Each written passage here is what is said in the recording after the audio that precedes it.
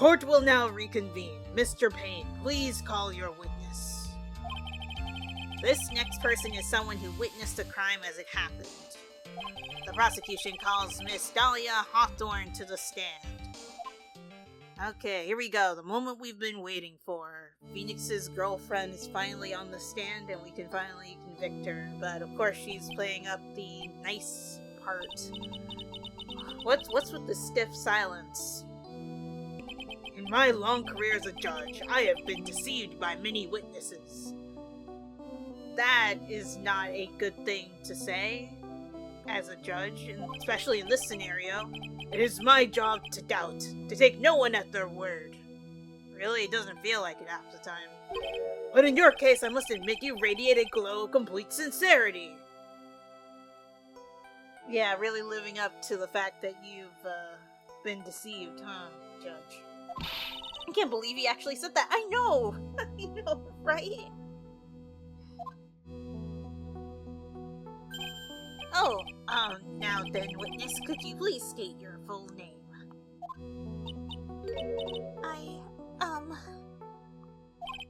Don't worry, sweetie. There's no need to be nervous.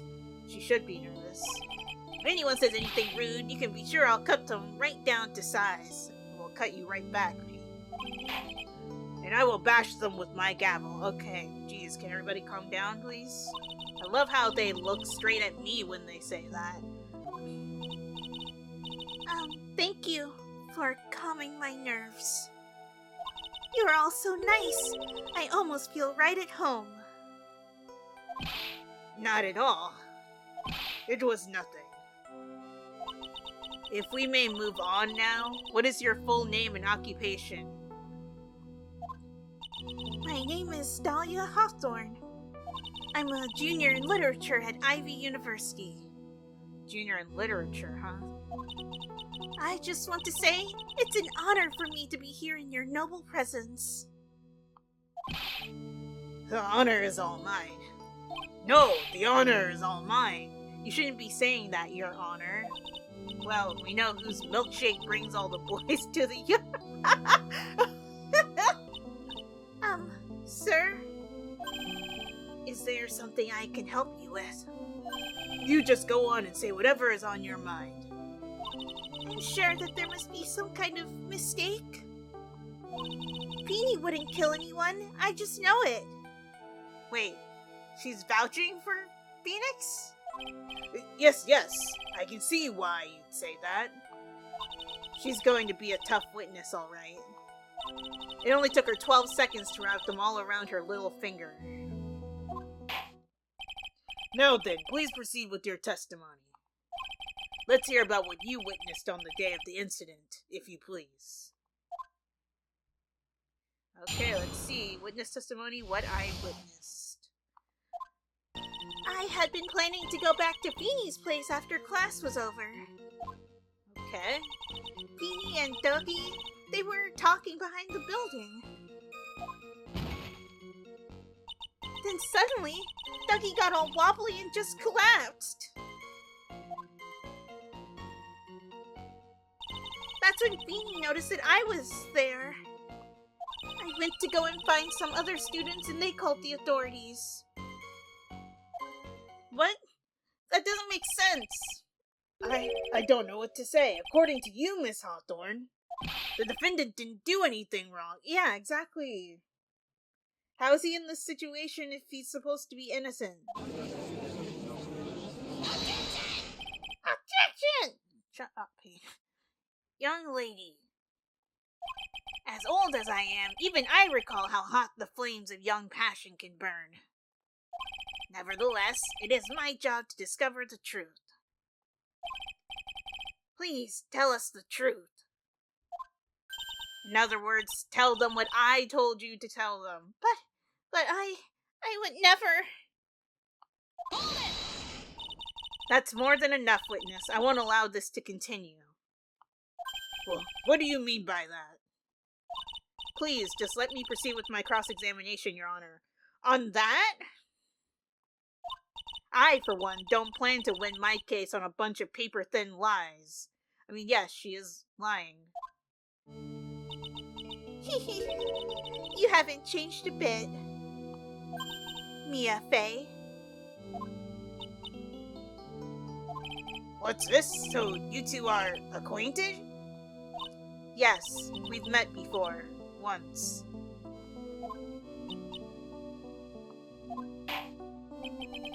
Oh no, that's gonna come back to bite us later. In any case, Miss Fey, the floor is all yours. Because if we say anything that advocates for her, it's like, oh, you're acquainted, you must be friends. If we say anything against her, they're gonna doubt that we're actually acquainted, I guess. I don't know. People have very stupid reasoning in this game. It's good to see you again, Madam Fey. Don't try to be nice to me. Madam? I'm no one's grandma yet, girly. Okay, cross-examination time. So yeah, tell us more about that. When you say students, do you mean students from the pharmacology department? Yes, they're all very fond of their drugs. Please try to stay on topic. So to find some pharmacology students, you went to the labs, correct? That's what I was planning to do, but in the end I wound up not going. A group of about 10 research students came running out of the building entrance. Somehow, they all seemed to know what was going on. The students knew what was going on? Press for more details. Tell me more about that. How could the students have known what was going on? Does that play into the umbrella thing? Because Phoenix said that there was a loud sound when he fell on the umbrella earlier. Well, I don't know for sure that they knew what had happened. It's just they all seemed kind of excited about something. Doesn't look like I'm going to get any more info about the students. So, did the students call the police? Yes, I was so panicked. Yes, well, anyone would have been, my dear. Show of contradiction. Feeble lies are not very becoming, Miss Hawthorne, so let's drop them, shall we? What? I would never! Miss Fey, I will not allow you to badger this witness. I believe the defense is engaged in a fishing expedition. A what? That is, she has no supporting... Please don't glare at me like that. I'm just doing my job. Now then, Miss Hawthorne. The defendant's palm print was found on Mr. Swallow's leather jacket. Okay, yeah, that's right. It has already been shown that Mr. Wright did, in fact, push the victim. What? You know what? This is something that always baffles me. Like, people probably know that they're going to be put up on trial. I assume that they would be here before they have to present. Yet they walk in knowing absolutely nothing. There's no need to try to cover for the defendant. It would be much better if you came out and told us the whole truth. Tell us the truth and nothing but the truth, so help you God. There's nothing to worry about, young lady. Just tell us everything that you saw. Yes, Your Honor. I will.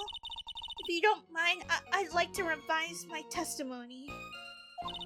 Looks like we're finally getting somewhere. Actually, I didn't see the moment he pushed Ducky. It didn't look like they were fighting, and I didn't hear anything unusual either. That's not true. That's not true. So then what did it look like they were doing to you? Let's see if it asked me to prompt it. If not, then I just have to go back and present it. But the umbrella made a loud crack noise when he fell on it. I thought they were having a nice friendly afternoon conversation. Umbrella. Or, actually, no, Phoenix's testimony is what I need to present. Objection! You say you didn't hear anything unusual, is that correct? Yes, that's why I was very relaxed, looking at the scenery around me. Uh-huh, sure. That's nice, but I find that just a little odd. I have here the testimony of your boyfriend, Mr. Phoenix Wright. And he clearly testified to the effect that when he pushed the victim, he heard a sharp, loud noise. He said that? If you were really that close to the two of them, why didn't you hear this noise as well? Oh, here we go. Well, maybe the noise just wasn't all that memorable. Really? Objection! But according to Mr. Wright's testimony, it was a sharp noise like a snap. There's no way a noise like that could fail to make an impression. Take that. May I have a moment to answer? By all means. I know the reason why I didn't hear the noise. Uh-huh. You see, the truth is, I had my headphones on and I was listening to music at the time. What? Also, this again?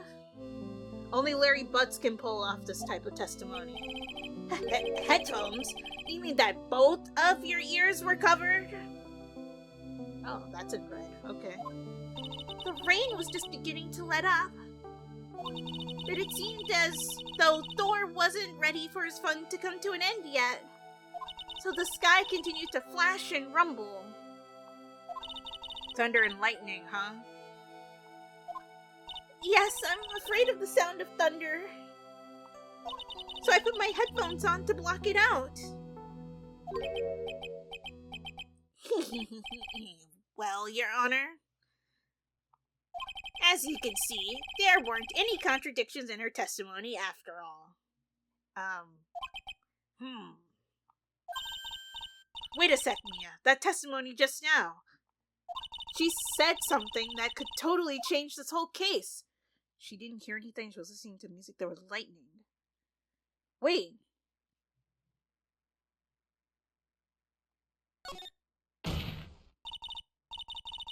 Your Honor, there is a problem with the witness's testimony.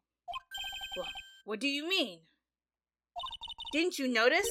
She said there was lightning, correct? Yes, what about it? Well, lightning is actually just a large discharge of electricity in the atmosphere, am I right? Yeah?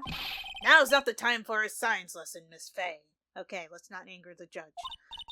Yes, Your Honor. Anyway, since the cause of death was electrocution, isn't it possible that the victim died from being hit by a bolt of lightning? Wow, okay. I must admit that the thought had not occurred to me. Just what kind of thoughts do occur to this guy anyway? Probably what he wants to eat for lunch. This entire case is built on the premise that Mr. Doug Swallow was murdered. But that very premise itself is mistaken.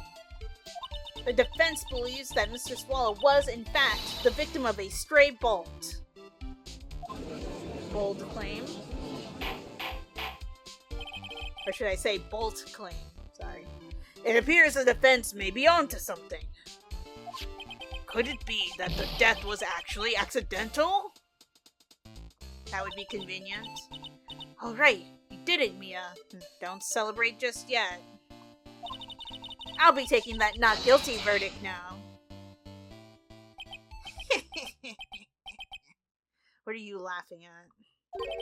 I'm hurt that you have such a low opinion of me, Miss Fay. Huh? I'm not a fool, you know. The prosecution has done its research, Your Honor. Yes? We found that there were no lightning strikes on that day at that location. Okay, well, thank you for that, which means she's probably lying about the fact that it was thundering and lightning. We do know it was raining, because he had the umbrella with him. What's more, we have evidence that the electrical cable is definitely linked to the case. I mean, it could just have been there, I guess, but yeah. Evidence, Mr. Payne? Well, what is this evidence? Also, people just submitting stuff in the middle of a case again. This affidavit. And who is this affidavit from? If I'm botching that word, I apologize. The pharmacology students who were conducting experiments in their labs that day. Allow me to read out to the court the testimony of the pharmacology students. All equipment in the labs lost power all of a sudden at around 3 p.m. that day. Was it a blackout? All equipment lost power at 3 p.m. All of the lab's equipment runs on high voltage, Your Honor. So you're saying the equipment lost power because... Precisely. They lost power because of the severed electrical cable.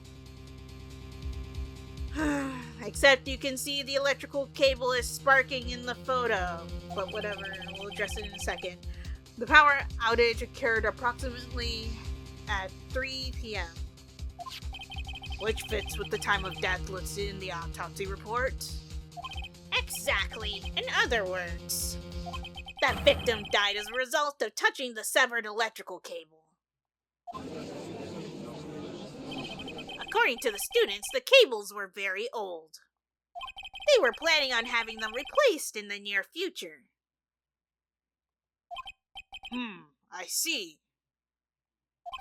Apparently, the cables had become so brittle that even the smallest bump would have caused them to break. Okay, interesting. Student's testimony. The old power cable broke due to some sort of impact on 4-9 at 2:55 p.m. Noted. However, there's one thing that troubles me. Yes? If the cable could have been broken by any small bump, then it wouldn't have snapped if it had been bumped into, correct? Oh, well, I suppose you could say that. Miss Faye, do you have any thoughts regarding the cause of the severed cable? Your Honor? Do I? I don't like how this is looking one bit. I have to come up with something to try to regain some momentum. If it pleases the court, the defense would like to state its opinion. Well then, let's hear it. Who or what was it that caused the cable to break? Okay, it was Phoenix. Right, because he said he pushed him into the pole, right? Or something like that? Your Honor, please think back to Mr. Wright's testimony. The defendant's testimony? He said that after he pushed the victim, he heard a loud, sharp noise. Now, this happened around 3 p.m., correct? Yes, that sounds right. Wait, are you saying that the lab equipment lost power at 2:55, which fits right in Mr. Wright's timeline? In other words, it was Mr. Wright's shove that caused the power outage. Yes, the prosecution also came to that conclusion. And it was that very shove that caused Mr. Swallow to be electrocuted. No. Objection! I'm afraid I can't agree with you there, Mr. Payne. Oh, what's that supposed to mean? Take a good look at where the victim landed after being shoved. See the umbrella? It's by the electrical pole. That's right, the victim banged into that pole as a result of being pushed. It was that impact that caused the cable to break. Well, that makes sense. And then the victim was electrocuted. Not right away. I'm sorry, Your Honor, but no, it doesn't make sense at all. The victim was shoved into the far pole, then he couldn't have been electrocuted by this severed cable in the foreground here. In other words, someone other than my client must have electrocuted the victim. See, we're finally getting somewhere. Order! Order in the court! Ah, the lamentations of my enemy, how I've longed to hear them. It's true, the defense is absolutely correct. There doesn't seem to be any way the defendant could have... Mr. Judge, sir, may I say something? What now? The Madam Attorney's explanation, don't call me Madam, She said some things that are a little different than I remember them. Well,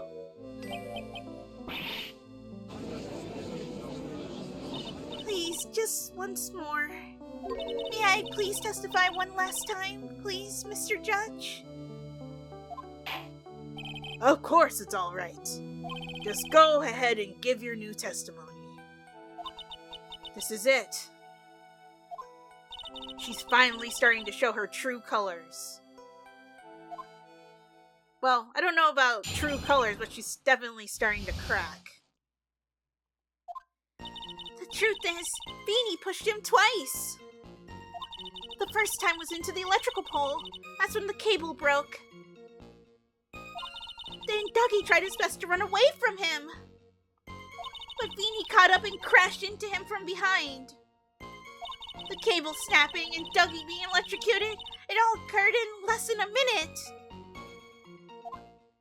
Wrong. Because of his frozen watch, we know that's wrong. So after being shoved, the victim got up and tried to run away. And that is when the defendant pushed him for the second time. I'm so sorry, Feeny, but I just have to tell the truth. Am I doing the right thing? Am I, Mr. Judge? Of course you are, my dear. As painful as it may seem, you are. Oh, God. Now then, Miss Fay, you may proceed with your cross-examination. That's enough, witness. I'm afraid I don't understand. Of course you don't. You will in a minute. Could you please take a look at this picture? Oh, that medicine. That's the one Feeny likes to take for his cold. It's not the medicine I want you to look at. It's the wristwatch. It stopped at the precise time the victim was electrocuted. In other words, 3:05 p.m. Yes, and your point is, Miss Fay? My point is this. What time was it when the lab suffered that power outage due to the cable snapping? Well, according to the student's testimony, the answer is clear. It was 2:55 p.m. Exactly. Would you care to explain to the court, Miss Dahlia Hawthorne, what exactly happened during this 10-minute interval? The defense proposes that it was during this interval that the real murderer killed Mr. Doug Swallow.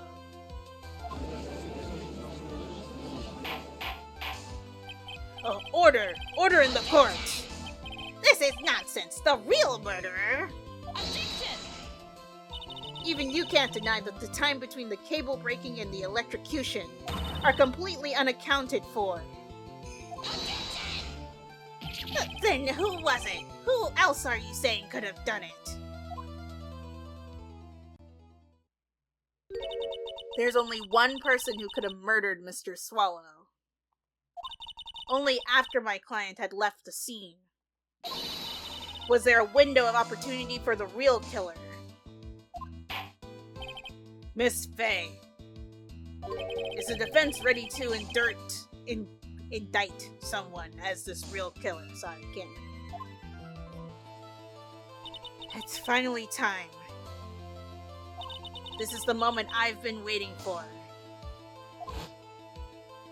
Yes, Your Honor, we are ready. Yes, we are. Very well, but remember, if you accuse the wrong person, you will be penalized. Think very carefully before you speak, Miss Fay. Now then, Miss Fay, let's have it. Who is the real killer? The real killer is Miss Dahlia Hawthorne herself. Take that! It could only have been you, Dahlia Hawthorne. What? How can you? The defense is grasping at straws. 10 minutes passed between the time the cable broke and the time of the electrocution. What exactly were you doing during that whole time, Miss Hawthorne? Were you really listening to some music while cheering them both on as they fought? I find it hard to believe that you didn't lift a finger to stop the man dearest to you.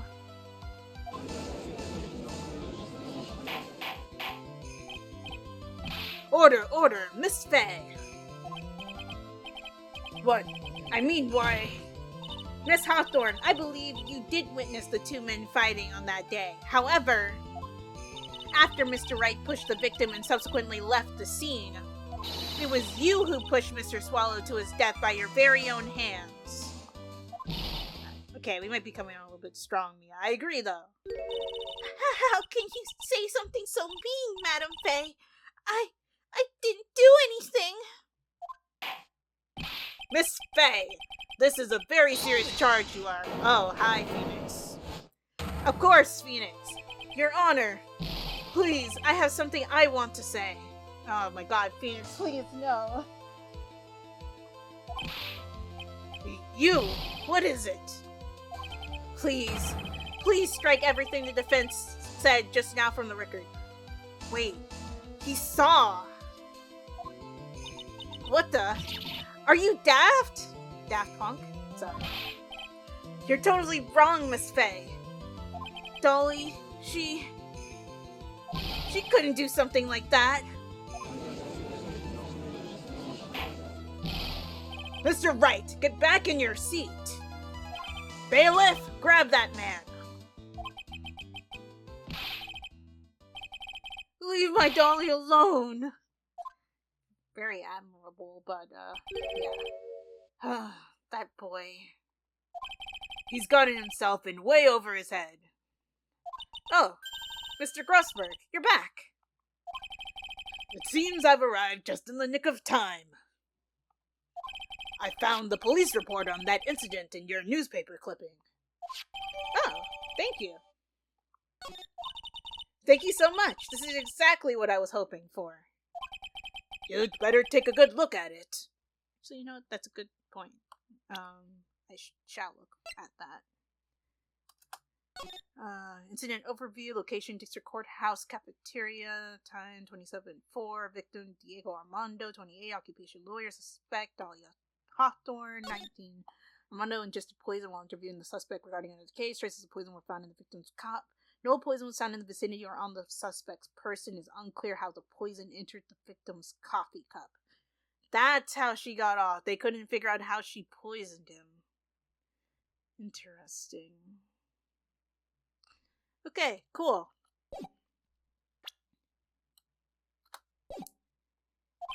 It, details how you came close to losing your boyfriend.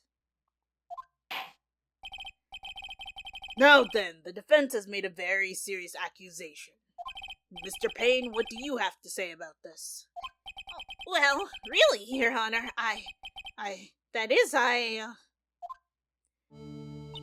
May I interrupt you for just a moment, Mr. Prosecutor?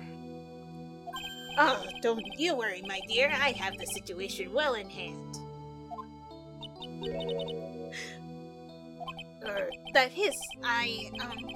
Go right ahead. Wow, all she has to do is cry to get her away. Madam Faye, are you seriously accusing me of killing my sweet Dougie? Yes, I am. Not only am I saying you murdered Doug Swallow, but you also tried to pin the whole thing on your current lover, Phoenix Wright. I told you that you should let me handle this. Oh my god, more crocodile tears. Sorry, please, go ahead.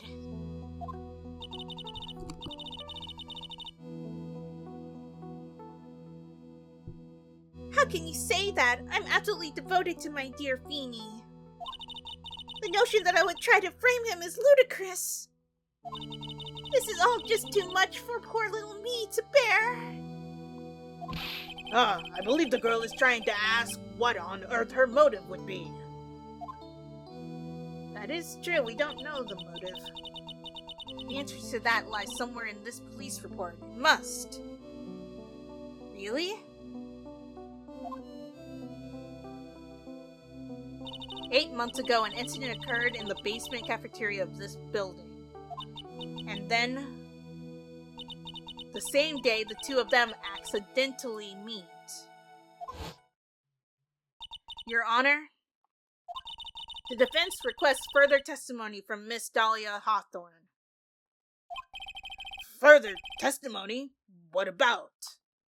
About the events of the day when she first met the defendant, Mr. Phoenix Wright. What could that possibly have to do with this case? Objection! The witness claims that she has no reason to frame the defendant. Am I correct? Well, I have evidence that suggests she in fact had a very good reason. Oh, I just pieced it together. Oh my god. The vial necklace he's wearing, I bet you it had the poison in it that she used on the lawyer in the police report. Oh. Very well then, the court grants the defendant's request. Young lady, would you mind staying on for just a bit longer? Of course not, Mr. Judge. Get ready for the battle of your life, Dahlia Hawthorne. Witness testimony, How I Met My Feenie. I first met my darling Feenie 8 months ago. It's like we were destined to meet in this very courthouse's basement reading room. The moment our eyes met, my heart skipped a beat. We've been going out ever since that fateful day. We're so...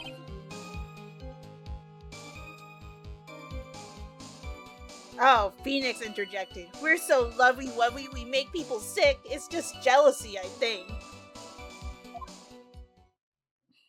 Mr. Wright, do that again and you will be held in contempt of court. I have never seen the testimony contain an interjection from someone else before. That's so funny. And now we enter the final act of our little drama. As we used to say in the days of my youth, go get her! I mean, people still say that, so... I'm going to go ahead and end this episode here. If you guys enjoyed it, be sure to like, comment, share, and subscribe, and I'll talk to you all next time.